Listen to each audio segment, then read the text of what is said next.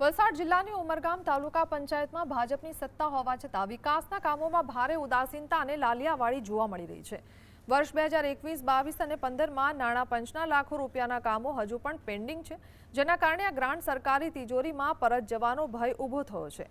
તાલુકા પ્રમુખ માત્ર rubber stamp બનીને બેઠા હોવાના આક્ષેપો વચ્ચે વિકાસની ગતિ ધીમી પડી છે। આ ગંભીર પરિસ્થિતિને ધ્યાનમાં લઈ તાલુકા વિકાસ અધિકારીએ પડતર કામોની સમીક્ષા કરી હતી અને ગ્રામ પંચાયતોને સત્વરે કામગીરી પૂર્ણ કરવા તાકીદ કરી છે, જેથી 16મા નાણાં પંચ પહેલા જૂની ગ્રાન્ટનો યોગ્ય ઉપયોગ થઈ શકે। તાલુકા પંચાયતની અંદર ગત ટર્મના અને વર્ષ 21-22ના વિકાસના કામો જે છે તે હજુ પણ પેન્ડિંગ પડ્યા છે।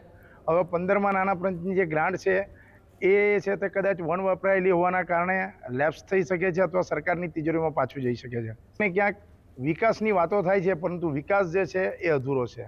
રાજેશ પાવસ્કર, GSTV, ઉમરગામ।